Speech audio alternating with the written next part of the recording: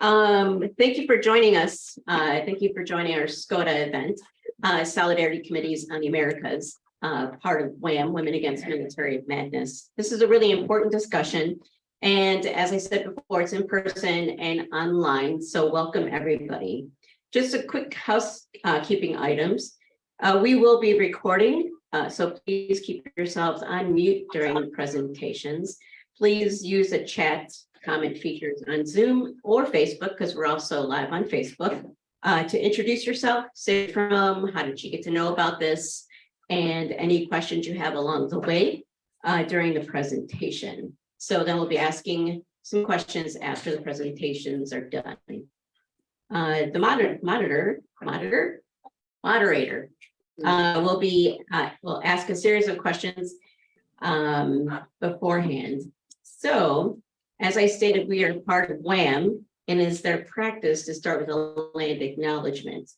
So, Beito Te is a Dakota word that means where the waters come together.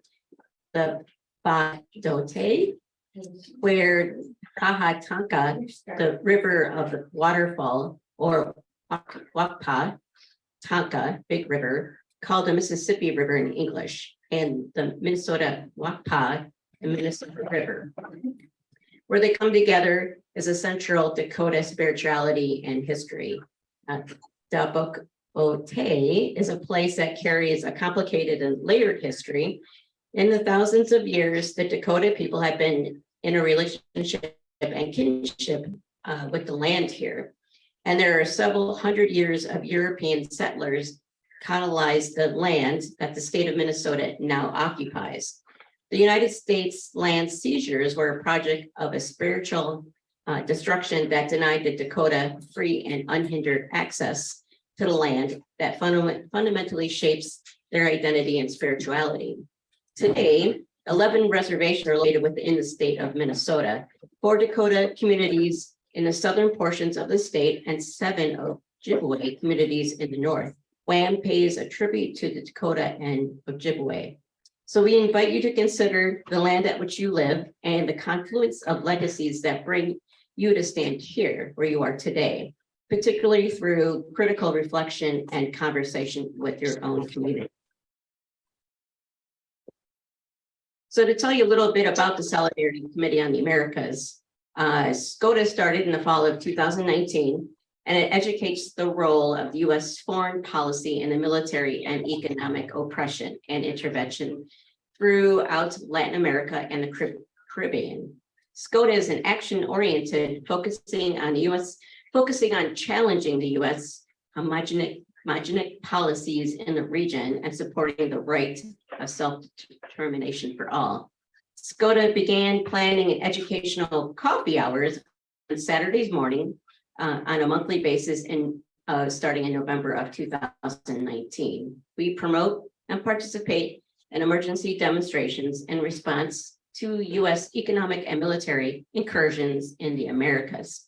We work with many local and national organizations focusing on areas within the Americas. So with that, I want to introduce Brian DeBorden. He is from Duluth, and he was part of the Democratic Socialists of America and has traveled to South America including Ecuador. So Brian, I'll hand it over to you. Thank you. Excuse me. Thank you, Kim. And thanks to everybody here, both in person and virtually, for coming to hear about what's happening in Ecuador. My involvement in Ecuador comes from some of my just personal relationships that I have in South America. And over the years, I've spent considerable amount of time there, most recently returning in February. Some of you may know, but Ecuador is a relatively small country bordering Peru to the south and east and Colombia to the north, largely forested on the Pacific coast and interior. It is divided by the Andes Mountains. This is one of the few countries that through its constitution have granted rights to the earth, largely the result of indigenous activism. And consistent with the experiences of its neighboring countries, Ecuador has been going through some substantial political turmoil over the past few years. And while the current government is a right wing and led by a banker, it is weak and unpopular, ridden by various corruption scandals. The two presenters we have here today join us from Ecuador and are going to give us some insights into what's been going on there. After introducing them, we'll hear from both of them, and then we'll have some opportunity for some question and answer. So here we go. Jonathan Nack is a contact Ecuador Solidarity work for the Democratic Socialists of America's International Committee. A second-generation socialist with 40 years of activist experience, he has substantial experience regarding various issues in Latin America, going back to solidarity with Cuba, Nicaragua, and El Salvador in the late 70s, and Venezuela since 1999. He's resided in Ecuador for the past 4.5 years and has closely followed Ecuador's politics for 25 years. Prior to retiring and moving to Ecuador, Jonathan resided in Oakland, California for 31 years. Before joining the SA in 2016, he was a founding member of the Committees of Correspondence for Democracy and Socialism in 1993, and was a leader of its Oakland Berkeley chapter for many years. He has sporadically done left journalism for a number of leftist publications over the years.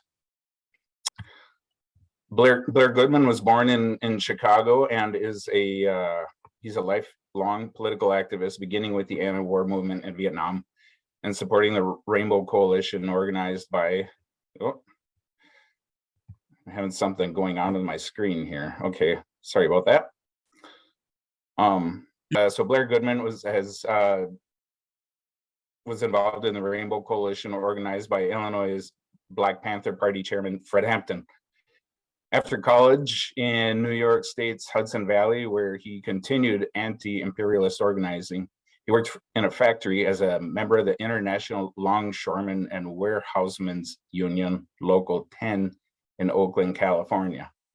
Blair was then a district director of organizing for New York State District of the International Ladies Garment Workers Union for 7 years. During this time, he was a member of the New American Movement, which is a predecessor to the Democratic Socialists of America. Blair served most of his first 20 years on the New York State Committee of the Working Families Party, and he is particularly proud to have been an occupier and active founding member of For the Many and the Mid-Hudson Valley chapter of DSA. So with that, I'm going to turn this over to our two friends in Ecuador. Thank you very much, Brian. Good morning, everybody. Can everybody hear me? Hopefully. I'm Jonathan Nack, and I'm speaking to you today from Cuenca, Ecuador. The impeachment of the President of Ecuador has begun. That's the big news. And as Brian mentioned, the President of Ecuador is a right-winger. He is one of the owners of one of the largest banks in Ecuador, and his politics are right-wing neoliberal capitalist policies. And Ecuador has been suffering tremendously under these policies. There were initially going to be 3 charges that were promulgated by the National Assembly for impeachment, but Ecuador's Constitutional Court has only allowed one of these charges to go forward regarding corruption in the state-owned oil company. The impeachment proceedings are expected to take 1 to 2 months. There were also provincial and municipal elections in February, in which the left party, Revolución Ciudadana, Citizens Revolution Party affiliated with former President Rafael Correa, also known as the Correístas, did very well in these elections. and President Lasso and right-wing parties did very poorly. We'll get back to these recent developments, but we'd like to give you some background history about Ecuador first. Ecuador had a progressive government from 2007 to 2017 under President Rafael Correa. The country took a huge leap forward in development during this period. The highways in the country were all paved for the first time. Schools, hospitals, and other public institutions were built, and their funding was increased. Government employment expanded, and a modest benefit for Ecuador's poorest individuals was started. On the international level, Correa aligned with left governments in Latin America and was critical of US imperialism. He refused to renew the lease of a US military base, and he favored South American integration. While Rafael Correa remained popular throughout his presidency, there was a major falling out between his party, his administration, and the indigenous movement, largely over the issue of resource extraction, which is an issue that divides the country to this day. Rafael Correa decided not to seek re-election in 2017 and backed Lenin Moreno as his successor. Moreno had been his vice president during part of Correa's presidency. This turned out to be an immense mistake. Lenin Moreno, with the support of Correa and his party, was elected president in 2017 in a close election against the current president, Guillermo Lasso. President Lenin Moreno, unfortunately, became a complete turncoat. And along with the majority of the representatives from his party elected to the National Assembly, turned against the political movement that elected him and former President Rafael Correa. President Moreno was able to take control of the party formed by Rafael Correa, leaving left forces without a political party. President Moreno's political 180-degree turn led him to align with Ecuador's pro-capitalist parties, and he worked closely with Guillermo Lasso, who had been his opponent in the presidential election. President Moreno instituted neoliberal capitalist policies of austerity and privatization and prioritized paying back loans to international capitalist banking institutions. President Moreno was supported by Ecuador's almost 100% right-wing news media, including virtually all television, radio, and newspapers. This news media is really the main opposition in Ecuador. They attack the left on a daily basis, and this has been combined with lawfare prosecutions and convictions against Rafael Correa and other leaders of his movement. Ecuador's economy declined dramatically under President Moreno due to decreased government spending. There were massive layoffs of government employees, public health care, education, and social services declined dramatically as their funding was cut. The Correístas were left without a party for some time and were denied 3 times by the state to register a new party. They eventually managed to field a small field of candidates running on the line of another small party in 2019 in their provincial and municipal elections. But they were greatly weakened by the fact that they really had no party.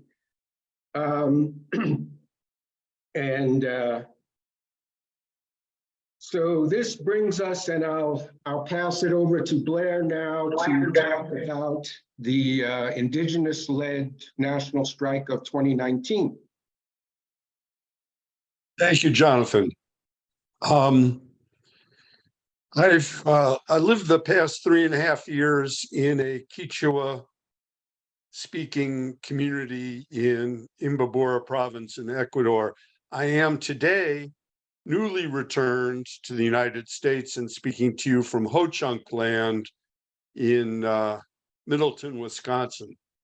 I want to acknowledge one of the people in the audience. We're joined today by Mark Becker.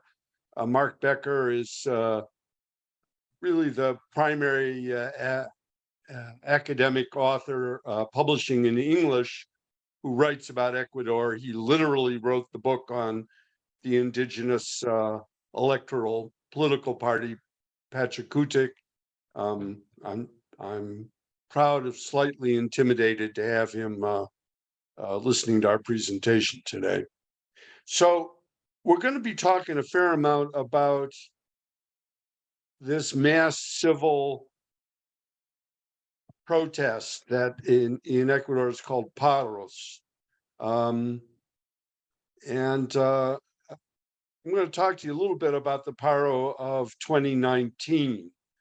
So President Moreno's order that the price of gasoline and diesel be increased to market levels sparked a protest by labor unions, the transport industry, which is not highly concentrated, a lot of small owners, and indigenous communities and other peasant and small agricultural producer communities who are very sensitive to fuel prices.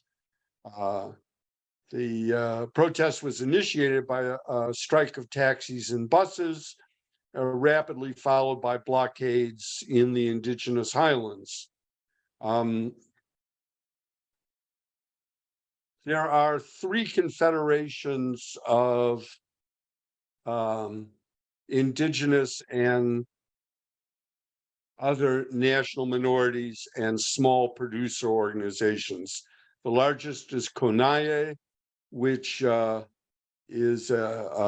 represents mostly the Quechua indigenous, who are far and away the largest indigenous group in the country, and FEDOCIN, which in addition to having some Quechua, also represents Afro-Ecuadorians, and I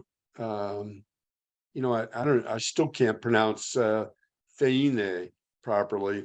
FEINE, which represents indigenous evangelicals who've been a right-wing force in many other places in Latin America, but align frequently, and in this case with the social movement left in Ecuador.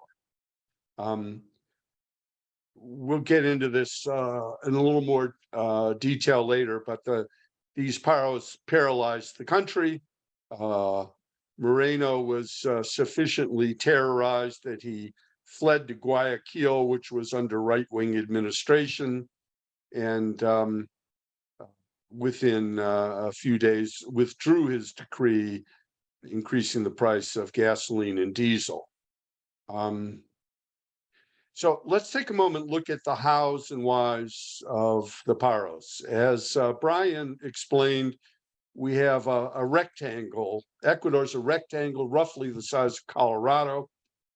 A western third is Pacific coastal area. It's hot, low altitude, wet, a lot of rice grown there. The middle third is the Andes Mountains, the world's second largest mountain range. The eastern third is Amazonia, which is low, hot, wet, and very sparsely populated. The Pan American Highway runs down the center of the Andes. It links Colombia in the north and Peru to the south. It's heavily used for commercial truck traffic. Both these countries are much larger than Ecuador and major trading partners. Blockades on the Pan American Highway effectively slow all business in the country. Ecuador's capital and second largest city is Quito. It's also in the Andean Sierra, and highway blockades effectively isolate it. The Andean Sierra is the homeland to 2 million plus Quechua-speaking indigenous Ecuadorians. There are other ethnicities, including a major concentration of Afro-Ecuadorians in the Sierra. before Correa was sworn into the presidency, there were few secondary roads, little clean water, no high schools, and no modern medical care in Quechua communities. A massive paro in May and June of 1990 led to a rewriting of the Constitution to create local autonomy and plurinational status for government in Ecuador.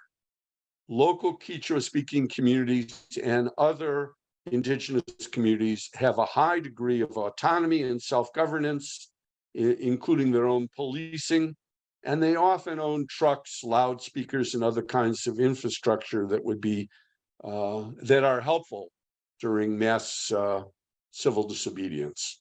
I'm going to pass it back to Jonathan to bring us a little more up to date.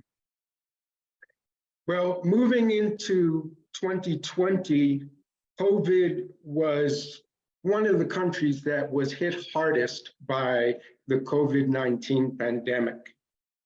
And at one point in February and March in 2020, there were literally so many people dying in Guayaquil that there were bodies that were left for days on the streets. And they weren't even being picked up by morgues because of the fear surrounding the pandemic. The pandemic also really affected Ecuador's economy. A lot of Ecuador's economy occurs in face-to-face transactions, in markets, and so forth. And so the pandemic was just a huge problem for the economy. And I should point out that Ecuador, being a poor country, unlike the United States, there were no unemployment benefits, there were no bonus benefits to help one get through the pandemic. The people were left to their own devices. This brings us to the presidential election of 2021. And to talk about the left party at that time, the Correistas, they were able to enter into a small party and field a presidential candidate together in an electoral alliance called the Union for Hope. And they fielded a candidate, Andres Arauz. Despite 4 years under Moreno of anti-left propaganda and lawfare prosecutions, and the left being obstructed several times from organizing a party, Arauz was able to win in the first round of the presidential voting in 2019 with 32% of the vote. Guillermo Lasso came in second with 19%, just barely ahead of the candidate from the indigenous party Pachakutik named Yaku Perez.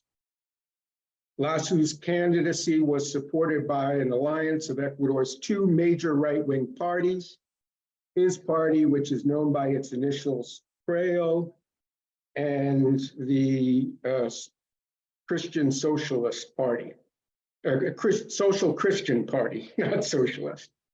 In the second round, there was a second round for presidential voting, unlike other elections in Ecuador. And in the second round, virtually all political parties in the spectrum, and there are over 200 registered political parties in this tiny country, were against the left-wing candidate. And Guillermo Lasso was able to win a close election, 52% to 47%, and he was elected president.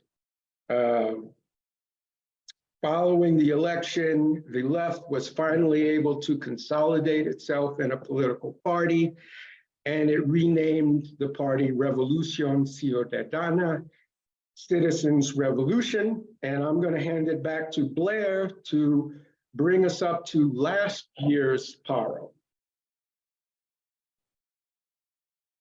Okay, I'm going to start by trying to share with you some footage from a video that Jonathan and I helped produce on the paro of 2022.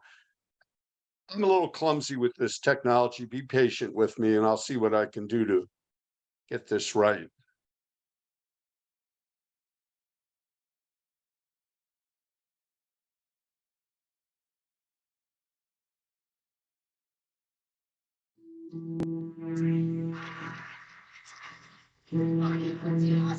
We've had a lot of trouble with the sound, so I'm going to try and narrate.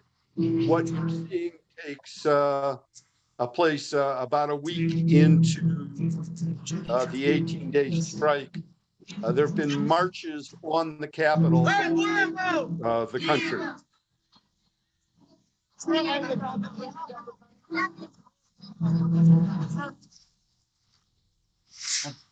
I mentioned that local communities have infrastructure to support strikes. You see some of these trucks that mostly from the local communities.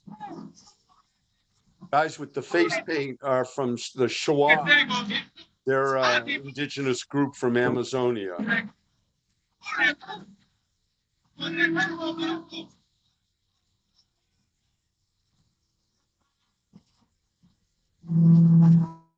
These folks are all Quechua.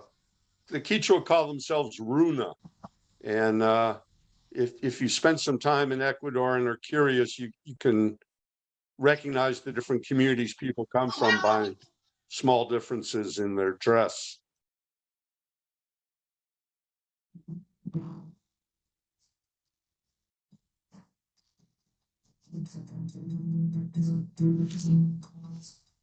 There's nowhere for people to sleep. They slept on the street. And despite Ecuador literally being on the equator, in Quito, you're at 8,500 feet in altitude. It's cold all the time. You're in the 40s at night, and you might hit 60 in the mid-afternoon, mid-60s. So it was really grueling. People ended up covered with tear gas during the day and not able to really wash. It was pretty brutal.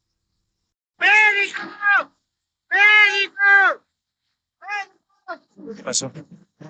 Estamos soportando a la policía. Nos mandaron bombas lacrimógenas. Pero estamos para luchar. Somos un pueblo. Soy de Chimborazo.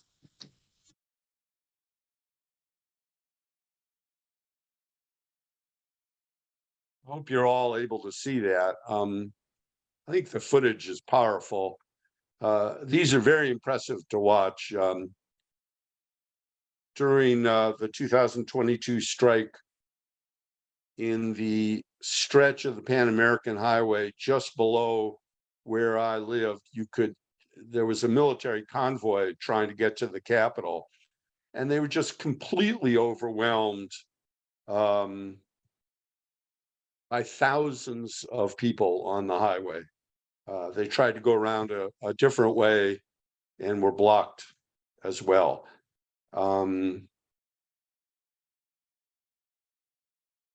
So 6 or 7 people died directly as a result of government violence during this particular paro. Went on 18 days. Lasso barely survived an impeachment vote during the paro. And it ended up with a negotiated settlement, which set up a 90-day period to finish negotiating details. That period was extended a little. There was a settlement agreed to, but very few of my neighbors feel the government's lived up to its end. I'm going to pass it back to Jonathan to talk about local elections in February of this year. Thank you, Blair. Last month, the beginning of last month, there were provincial and municipal elections in Ecuador. The left party, Citizens Revolution, was the big winner in these elections. And they won 9 of Ecuador's 23 prefects, which is the highest elected position in a province. And they won 50 mayor's offices, including in Ecuador's 2 biggest cities, Quito, and Guayaquil. And in Guayaquil, they ended more than 30 years of rule by the Social Christian Party. Actually, even under the presidency of Rafael Correa, the left did not win in Guayaquil. President Lasso was the big loser in last month's elections. 8 national referendum questions that he promulgated were all defeated. None of these proposed referendum were that significant in and of themselves, although some of them would have given the executive more power. But really, these referendum were designed to be a win for President Lasso. And instead, they were a huge defeat. And this really highlights the president's unpopularity. Recent opinion polls have his popularity as about 15%.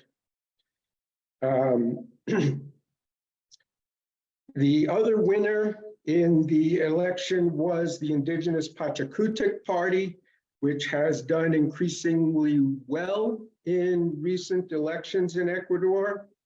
They won 6 provincial prefect offices, although these are in smaller provinces than Citizens Revolution won, and Pachakutik won 23 mayor's offices. Now, the latest news is the impeachment of President Lasso. And this is just beginning.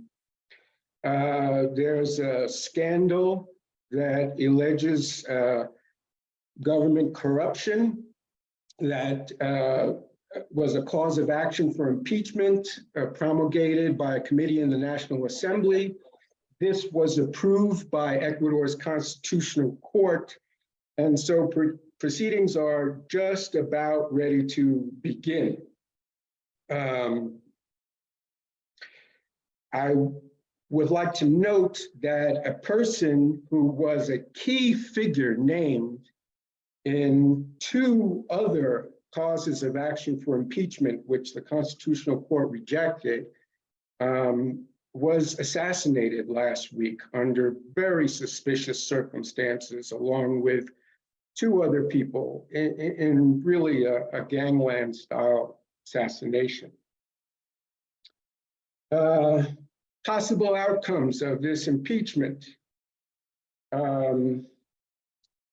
It's possible that President Lasso will be impeached.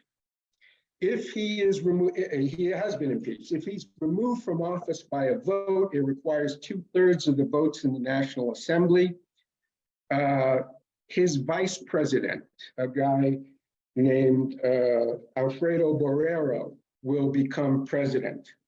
Borrero is also from Lasso's political party, right-wing political party, and has expressed strong support for Lasso's position and his neoliberal economic policies and economic austerity.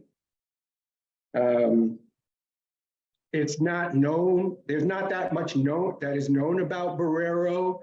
He's not one of the most outspoken political figures in Ecuador. And so it's not completely known what he might do if he became president. It is possible that he would seek some kind of political accommodation with the opposition, which is in the majority in the National Assembly. But it's also possible that he would continue with Lasso's program.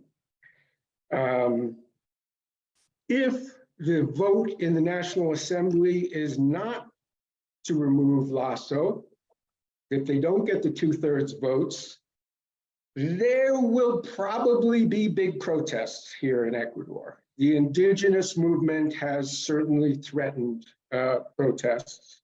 And it's possible that other social movements that we'll get into and the main left party would join in such protests. Of course, it's not possible to know in advance what the results of such protests would be, but it is possible that we're heading into a situation where there will be another paro that will shut down the country. And now I'm going to pass it back to Blair. So, kind of by way of summary or analysis, let's talk about the landscape of the left. So Revolución Ciudadana and the Pachakutik plurinational movement are electoral politics that compete in elections. They both contain progressive elements, and neither is socialist in any meaningful sense. Revolución Ciudadana is a party recognized internationally as the leading voice of the left. It's the party of Rafael Correa and has excellent anti-imperialist credentials. It was a driving force in the Andean Common Market and customs and immigration union efforts. And for those reasons alone, it would deserve full-throated support from the North American left. The Pachakutik plurinational movement has a checkered history with broad segments collaborating with the right. Its class makeup includes indigenous employers whose class interests often conflict with their poorer neighbors. I should say that the social movement left, which we sometimes refer to as the indigenous movement, contains the only elements I met who were from a Leninist tradition. So, you know, there's class struggle within all these formations. So Revolución Ciudadana is a moderate progressive force compared to some of the more radical movements in Latin America, but a new Correísta administration may be expected to raise taxes on the rich and refund education and medical care for average citizens. It has little ruling class support, but includes many in its ranks who are from middle sectors and express racist attitudes towards indigenous-led social protest movements. And those attitudes at times have been pandered to by leadership, including Rafael Correa. Revolución Ciudadana is not a cadre organization. It's not well organized at the local level, and it has little infrastructure, physical or social. It has few ties to labor or to mass organizations, and it is not the party of choice for local organized labor. Revolución Ciudadana has centralized leadership grouped around Rafael Correa. He's been the victim of lawfare, of trumped up corruption charges. He's in exile in Belgium. Correa is inspired by the liberation theology of the 60s. There's few Marxists in his camp. Revolución Ciudadana has a hands-off position regarding the two paros of recent years and has spoken quite sharply about the futility of civil resistance. A new Correísta administration cannot be expected to organize mass support and will likely oppose militant mass organizing either by the indigenous or by labor. Correa personally is charismatic and committed to personal agitation in communities around the country. He has a wonderful reputation for being in communities and communicating directly with the masses. Revolución Ciudadana has an economic strategy geared to resource extraction of oil and minerals. It puts it into conflict with environmentalists and the indigenous movement's concerns with their own land sovereignty and their relationship with Pachamama, the Mother Earth. The Pachakutik plurinational movement is an indigenous-based political party. It competes in elections and has done increasingly well, despite Correísta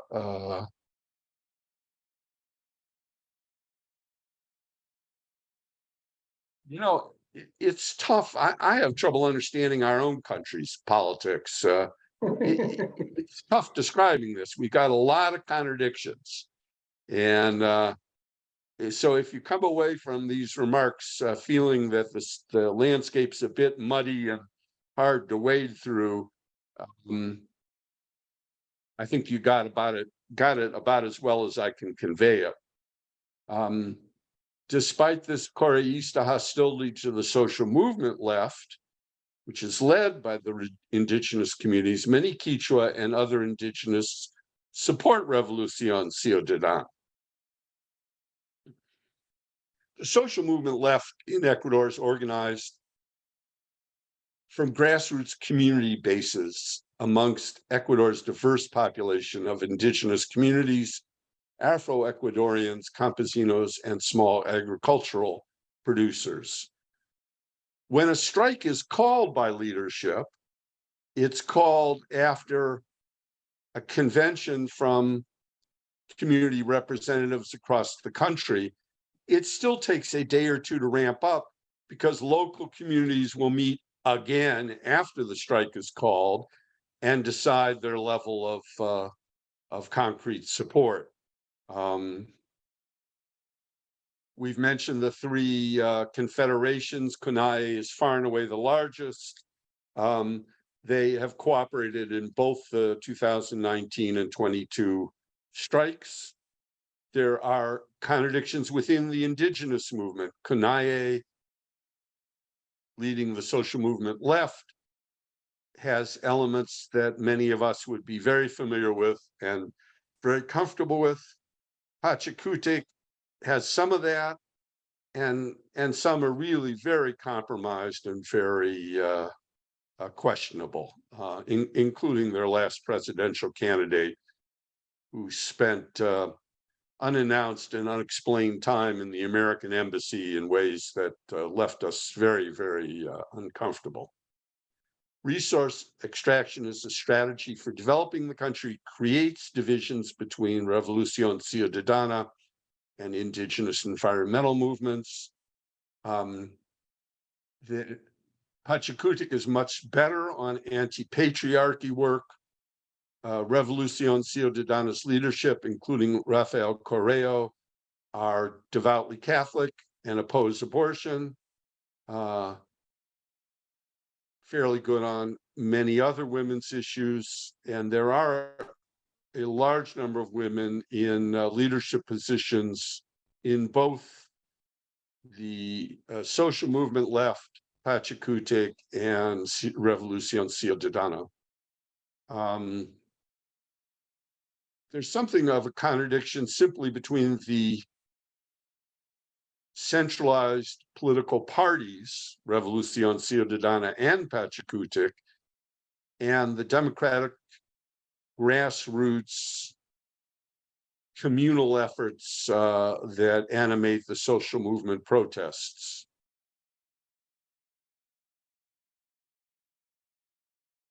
I think that I'm going to pass it back to Jonathan to wrap up with some thoughts on the U.S. role in Ecuador and appropriate solidarity. Thank you, Blair. The United States has historically intervened in Ecuadorian politics and largely in support of U.S. corporate profits and protecting them. People may be familiar, there's a famous case against Chevron Corporation, which is the successor that bought up Texaco Corporation, which did a tremendous amount of oil extraction in Ecuador and left behind an incredible environmental mess that has caused untold problems. The United States has been supportive of President Lasso and has been undoubtedly advising Lasso, and there's also probably clandestine interventions that we're not aware of. And the main objective of the United States, besides protecting corporate profits, is to prevent the Ecuadorian left from coming to power again. The US mass media is constantly parroting the propaganda that comes out of Ecuador's right wing. And that becomes English language news from Ecuador. Some words about solidarity. And I really want to pose this as a question. It's a question I'm always asking myself. How can we do solidarity and be supportive of Ecuador? As we've said, Ecuador is a small country. It's not one of the most significant countries in Latin America. And it's rarely in the English language news unless there's a dramatic crisis going on. So it's an uphill battle, and greatly appreciate the Solidarity Committee on the Americas' interest in Ecuador. So informing ourselves about what's happening in Ecuador is the first step, and trying to disseminate that information in our movements as best we can. Blair and I think that because Ecuador is a small country, not often in the headlines, that Ecuador solidarity is best done in conjunction with solidarity with Latin America and the Caribbean in general. Another point I would make is that because of the tremendous economic downturn in Ecuador under the last 6 years, there has been a huge number of Ecuadorians leaving Ecuador, going to the United States and other countries to look for work. There may be as many as 2 million Ecuadorians residing in the United States right now. And there may be a community in the Minneapolis area. Brian mentioned that there's a consulate, an Ecuadorian consulate in Ecuador, and that may indicate that there is something of a community. And connecting with that community is a way of doing solidarity. And then finally, I would mention that during times of crisis in Ecuador, when solidarity protests may be called for, you do have, I understand, this consulate in Minneapolis that could be a target and a site for protests. And so raising the question of solidarity, we're going to leave it there and open up for questions. Before we get to questions, I guess I just wanted to ask and see if our friend here, Mark Becker, might have some comments or insights to share. Okay, now I'm the co-host, so now you can see me. Hi, Jonathan and Blair. That was really good. I just came back from a couple months in Ecuador, and my best experience in Ecuador was hanging out with Jonathan and Blair and talking about this. I really miss you guys. And I was looking, I can't find it right now. There was a question about where to get news on Ecuador. I'm putting this in the chat, but CPER has a daily digest of English language news. And right now that it's mainstream news. And so it's just like the AFP, AP, Reuters type wire services. But if you, in English, that's right now probably the best place just to keep a touch on what's happening, not only in Ecuador, but across Latin America. Jake Johnson, who's at CPER, does a fantastic job of compiling that. I don't know that I have much to add. I echo what Blair was saying and what Jonathan was saying, just about the really complicated nature of what's happening in Ecuador, and the really deep divisions between electoral left and social movement left. And it's and one thing I first went to Ecuador in 1990, and one thing that's really been instructive for me with all the time I've spent in Ecuador is just learning a lot about social movement organizing. And so a lot of the issues that Ecuador is dealing with are the same issues that we're dealing with in the United States in terms of like horizontal and vertical forms of leadership. You know, what's the role of the rank and the file? You know, how important is leadership, charismatic leadership? And just going back to the issue of Rafael Correa, who was the president for 10 years, in ways just being a little bit flippant. He was probably the best thing and the worst thing for the left in Ecuador. That I mean, I would say, I mean, not only is he the best president Ecuador has ever had, but he's also the only good president that Ecuador has ever had. But from a social movement, from a grassroots perspective, he was a very, or he has a really big ego. And this, from the beginning, caused a lot of problems with grassroots movements, where he wanted to be the alpha male in the room. And this is a big problem that electoral politics have, is sharing that space and encouraging and growing a grassroots support.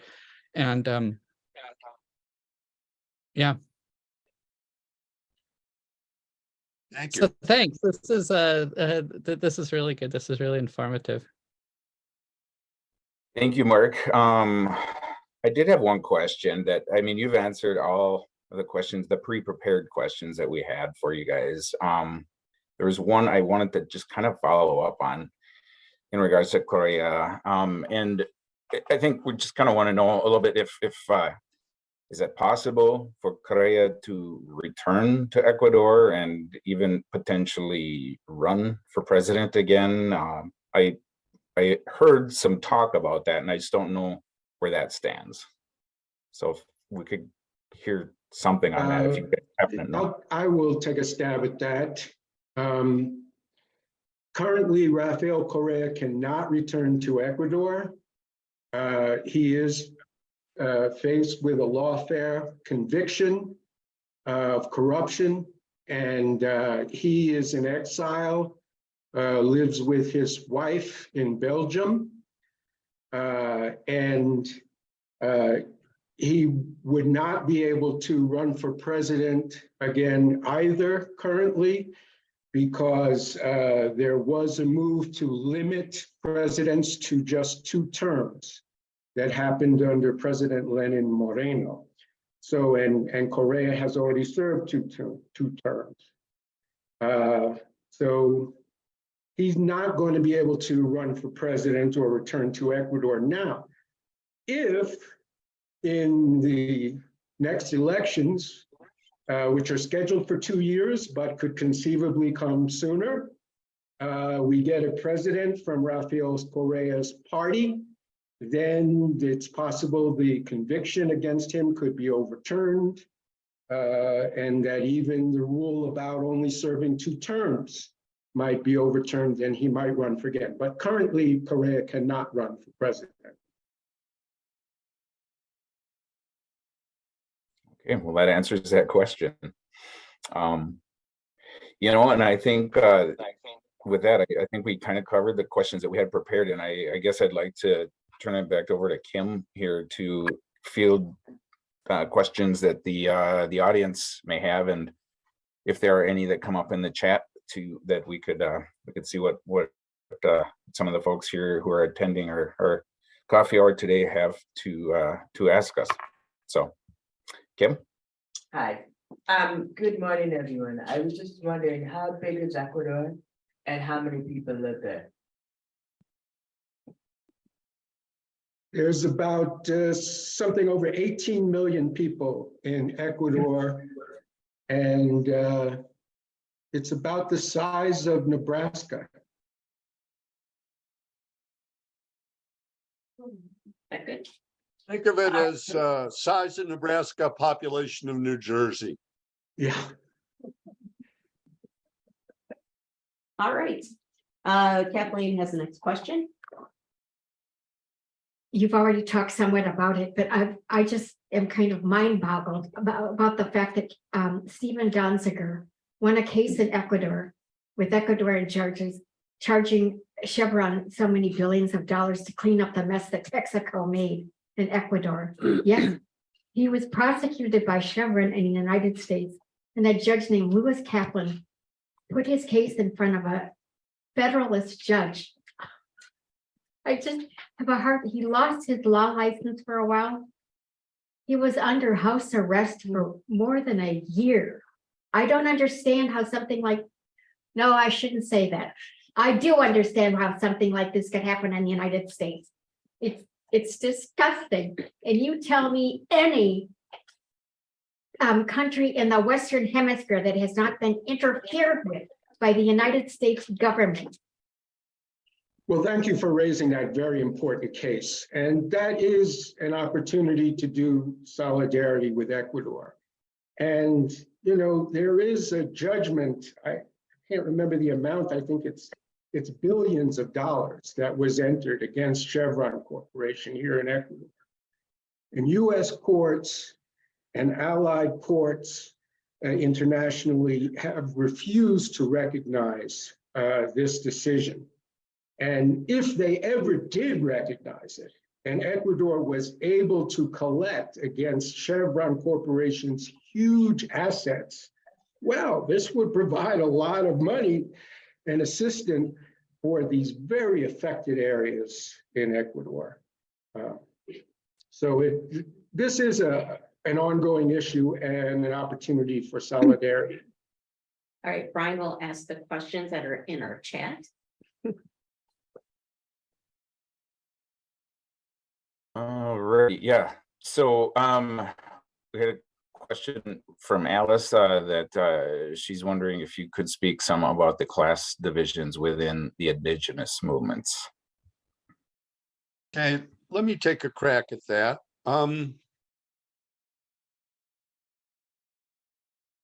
It's something you can see very vividly in a heavily Runa area like Imbabura province. There's a tremendous amount of handicraft production and kind of pseudo handicraft production for export. A lot of this is done by jobbers who will buy cloth, make patterns, cut cloth, and then put it out in people's homes for homework and consolidate the results and then sell the results. So, you know, this is the kind of apparel industry we had in this country 120 years ago. You know, and it does fine for generating small capitalists. They're brutally exploitative. The effective wages are minuscule.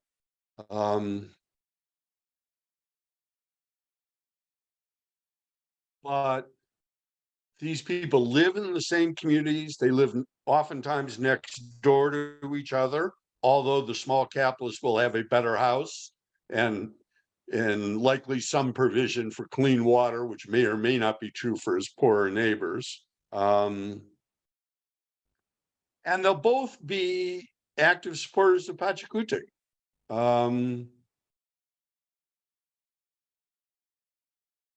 So, I mean, that's not a comprehensive answer, but I think that gives you a feel for some of the contradictions. Now, land ownership, good. Let's talk about land ownership for a minute.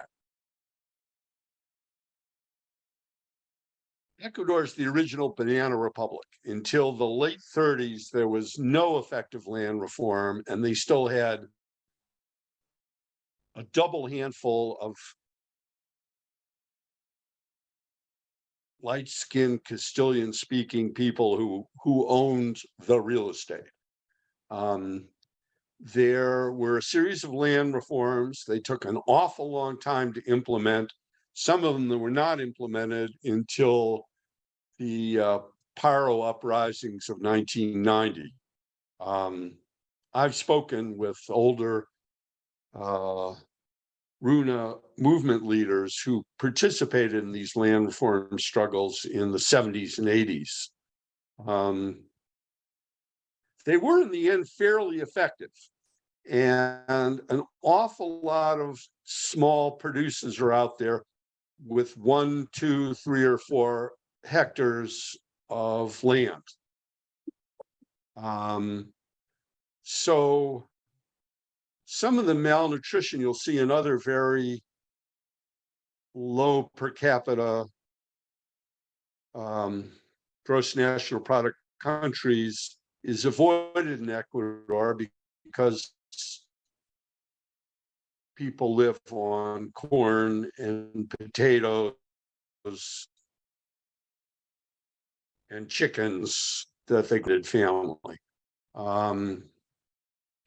There's still some concentrated land ownership and still undue influence of the land owning families, but it's not as extreme as it is in Colombia or Peru.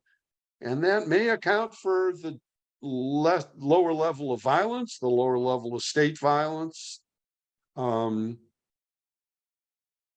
for me to judge. I think that's the best of what I have to offer you right now. Another question from Molly. What is the relationship between Ecuador and China concerning trade? And I would imagine potentially, including land ownership and property ownership in that.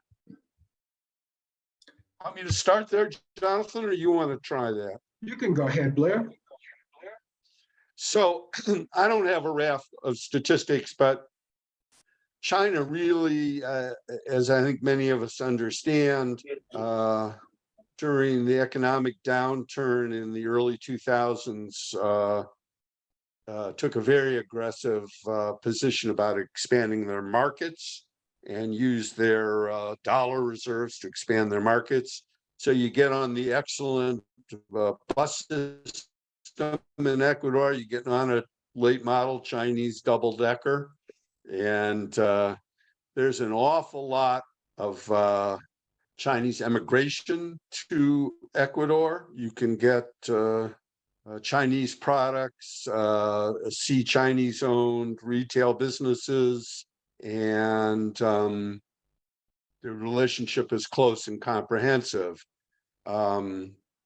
Chinese managed to be a little insensitive from time to time. There were some incidents earlier this year with large Chinese fishing fleets encroaching on territorial waters. It's a touchy subject.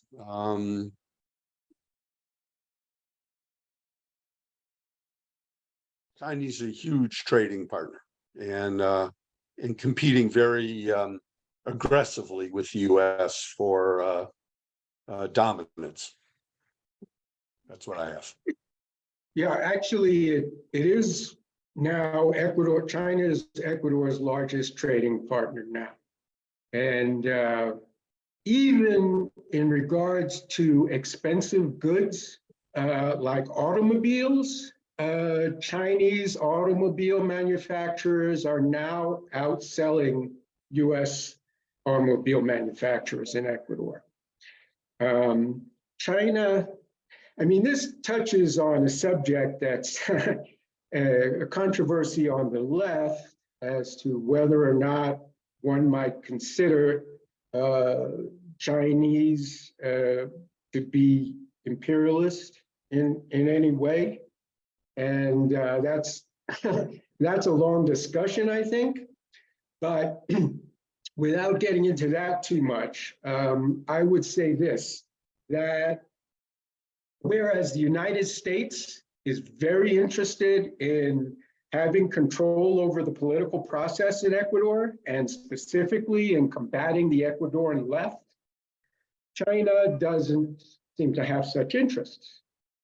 And their main interest is doing business and doing development projects. And the Chinese do fund very large development projects in Ecuador or elsewhere in the third world, developing world, including a very big dam that was built here in Ecuador during Correa's presidency. And that dam has become controversial because it has design problems, and it also has caused environmental concerns of pretty big order. So it's a complicated situation, but the United States is now, fighting an uphill battle for economic dominance in Ecuador against China. Good morning, everybody. Yeah, besides Mark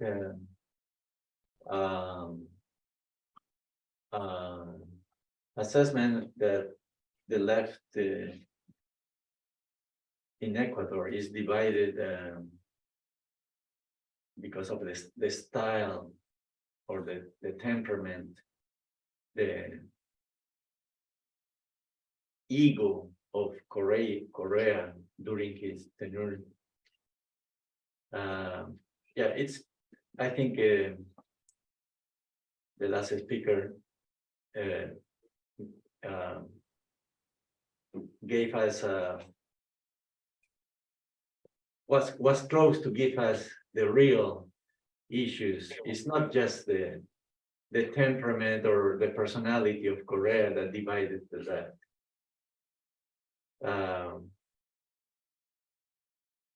It's his actual policies during his tenure.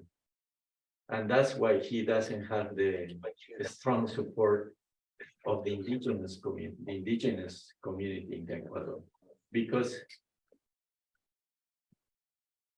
he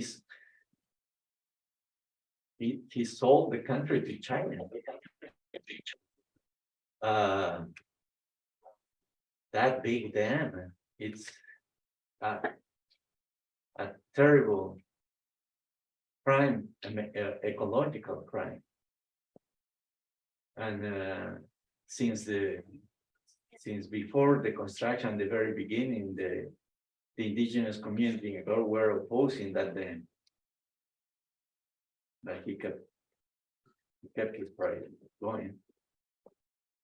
And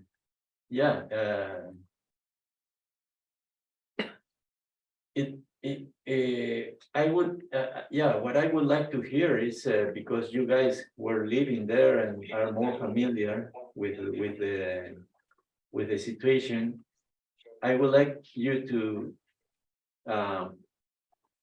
just name very briefly what are the actual criticism within the left to the 10 years of Correa in government.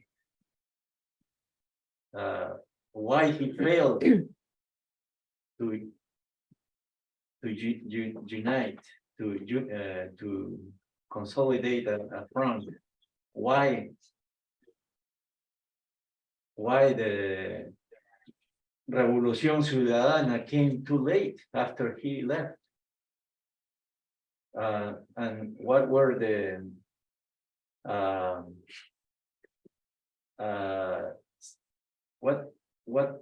what happened? Why Moreno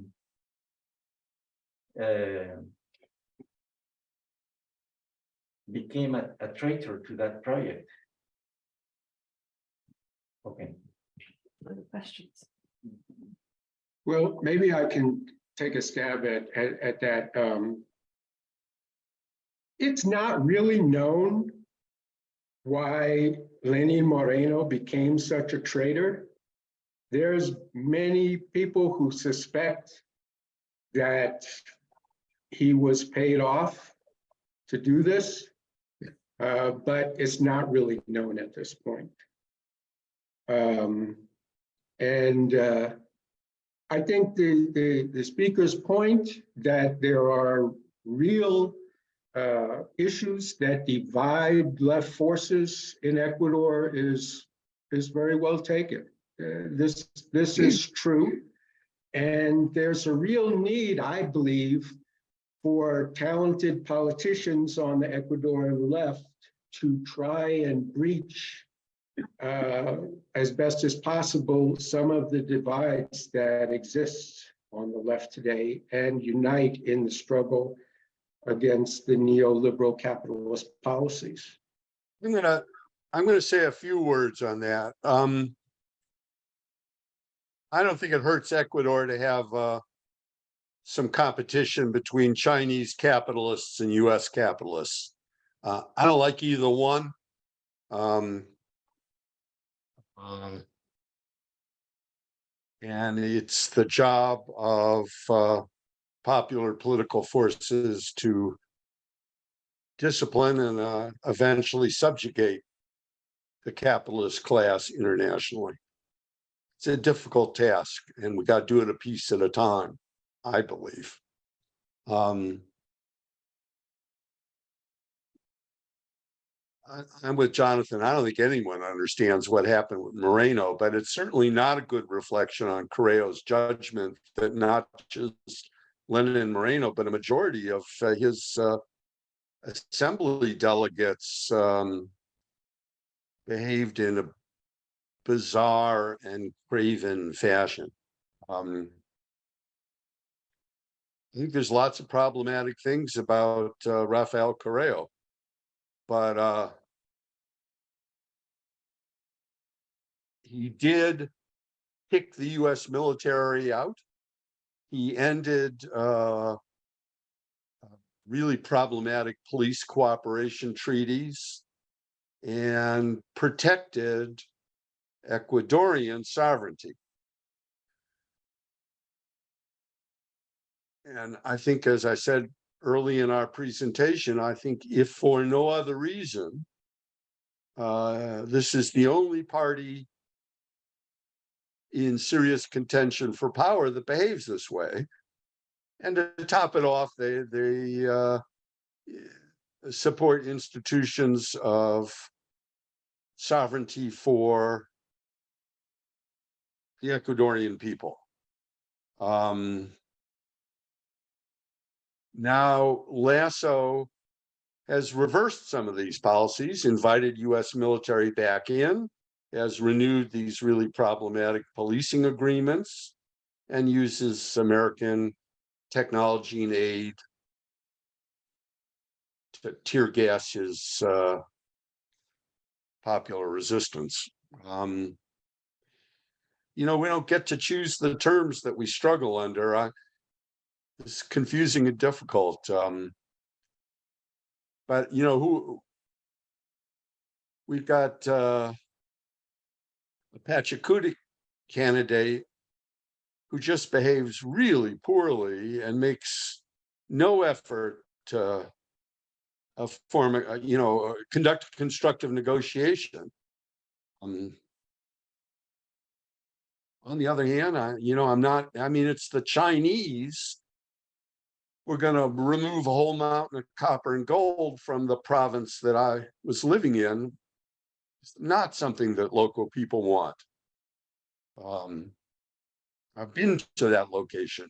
People don't want it. And both the right and Ciudadana support that. So what do I do with that? I think it's very difficult.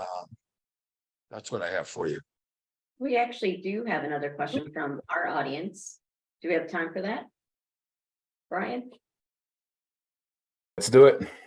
All right. Yeah, one of a pattern that we saw, progressive or socialist governments in Latin America and the, first wave of Pink Tide was the rewriting of constitutions and doing a constitutional process.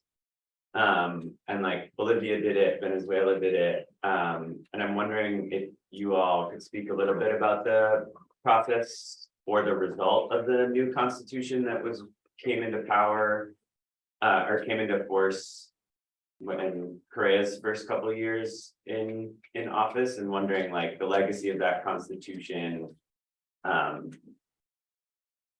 15 years later.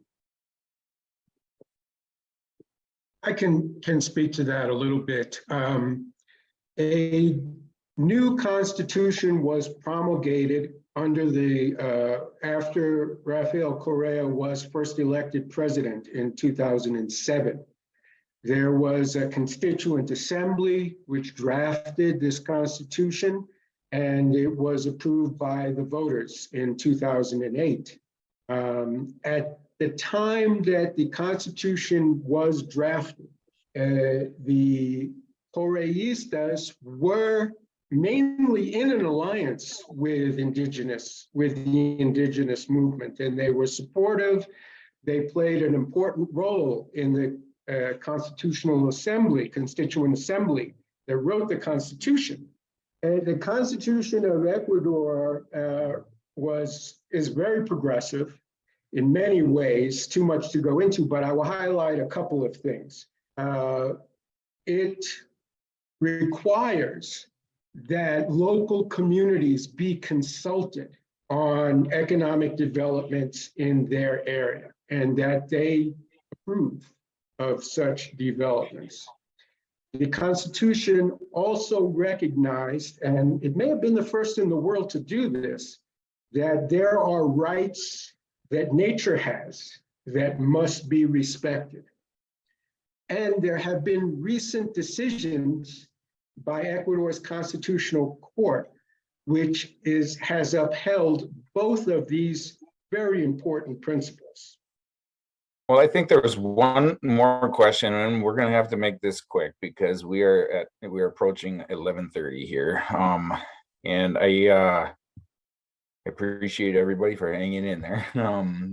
But there was one follow-up question in regards to resource extraction in the Amazon area and how this, I think the question may be related to how this divides, how this essentially contributes to division within the left. The classic blue versus green, but essentially how that affects indigenous communities in the Amazon area, and then Revolución Ciudadana's position in terms of resource extraction. So if you guys could comment on that, I'm not sure. You want to take a shot, Blair? I'll take a shot at it. So first of all, it's not just the Amazon. There's a lot of oil in the Amazon. Both Jonathan and I have traveled in Amazonia a little. And,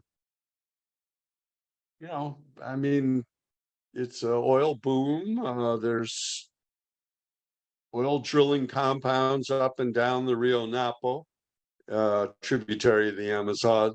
And, there's pipes from the wellheads to the,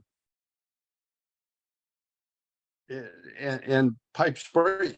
And it's not clear to any of us just how much care there is.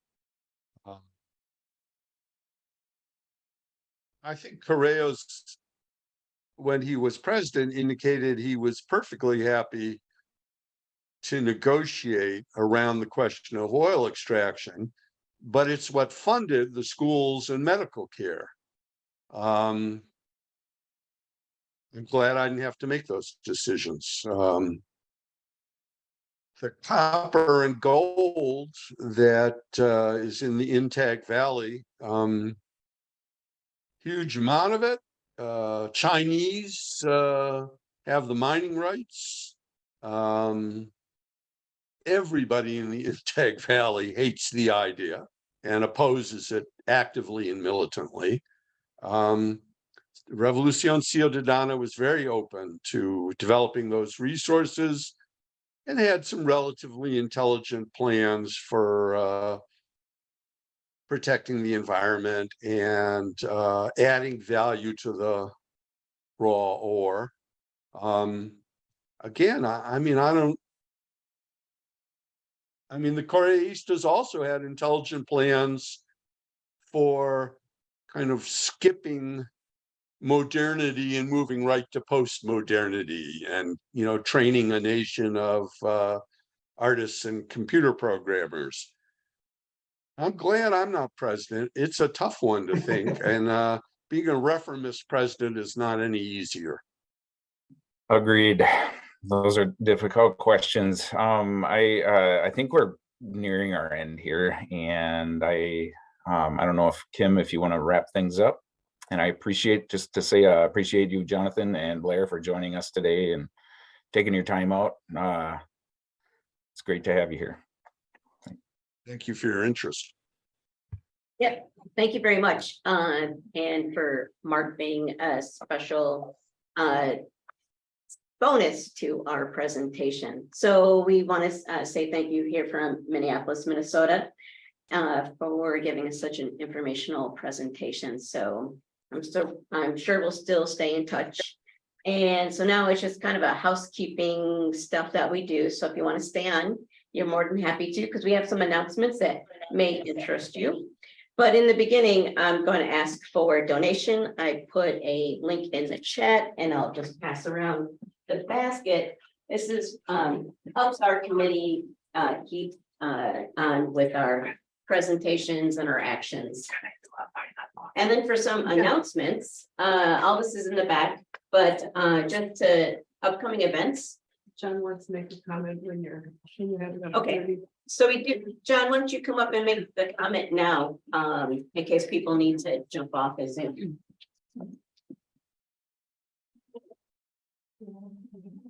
Hi, thank you for the presentation.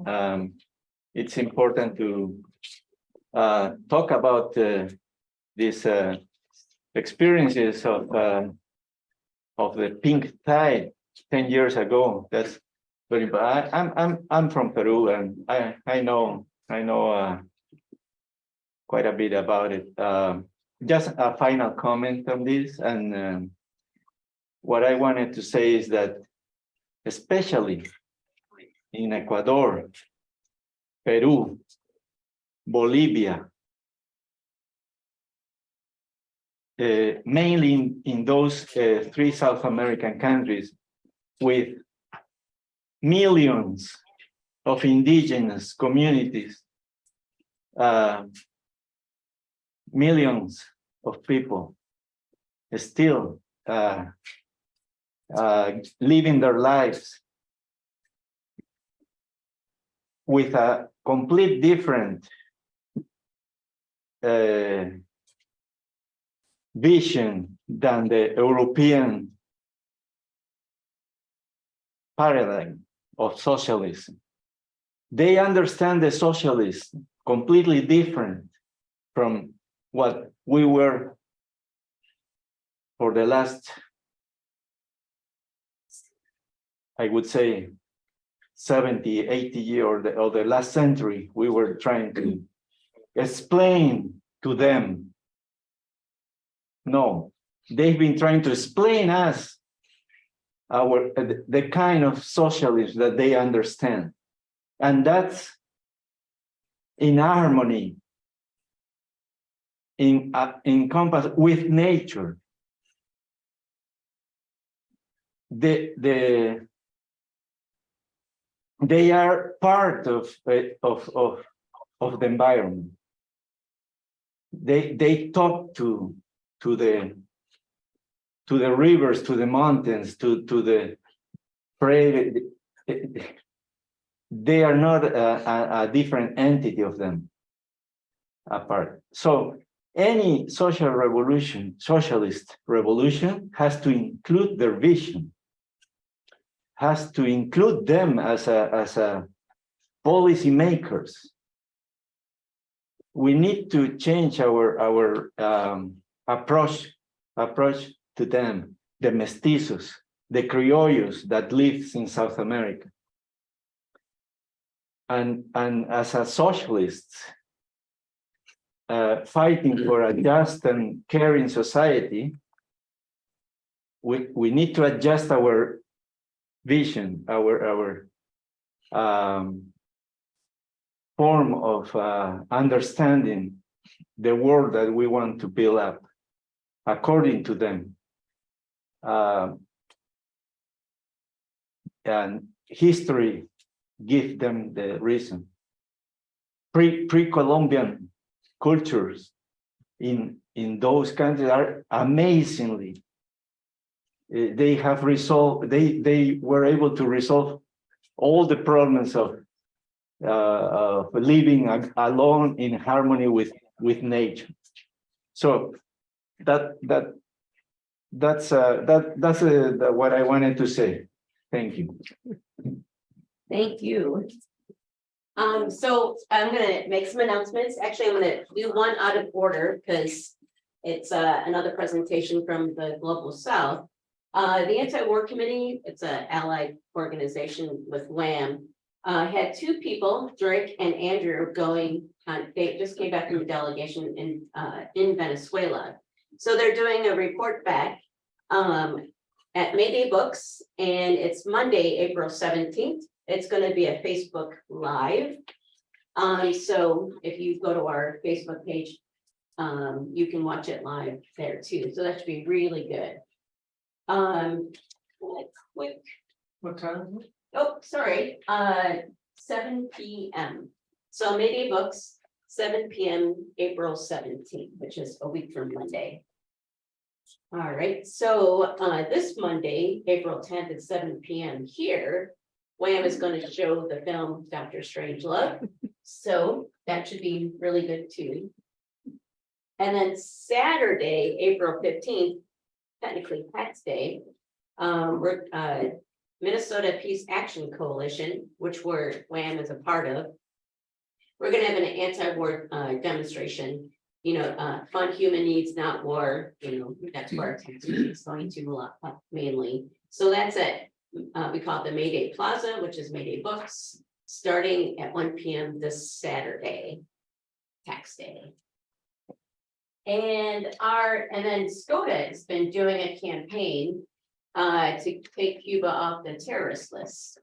Now we have a dangerous bill going through Congress that would want to codify Cuba to stay on the terrorist list until regime change happens in Cuba. And then perhaps the president will take them off the list.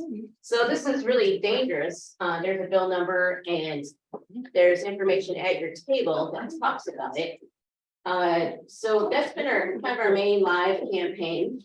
So we're actually gonna show up at Wham's weekly vigil this April 12th, which is Wednesday from 5 p.m. to 6 at the Lake Street Marshall Bridge. So we're gonna have signs saying take Cuba off the terrorist list. Cuba's not a terrorist state, and to give out information about this horrible bill. The United States certainly is. Yeah, that was one of our things, is like, Cuba's not a terrorist state, who is? The United States. So along with that campaign, there's postcards packets on the table, sent to Biden, Tim Smith, and I believe Klobuchar. It's a message to say the same thing, because they should not support those horrible bills that are going through, and they should really end the blockade and take Cuba off the terrorist list. And one more thing, the United States can be qualified as a terrorist state is that they kidnapped a diplomat named Alex Saab, a diplomat going on a diplomatic mission for Venezuela and to do a mission in Iran. So the United States decided to kidnap him, and he's been in jail ever since. And you can also get more information about our Wham newsletter. I believe that's it. Yeah, that newsletter just came out. And there's a good article by Michael Livingston, the article about what's happening in Europe right now with the anti-war movement. Really good information. We got great writers too. So I believe that's it. Thank you again for coming out on a nice day. Stay, eat some more food, drink some more coffee if you'd like to. Thank you for coming. Do you know, is there a rally today for Palestine? Yeah.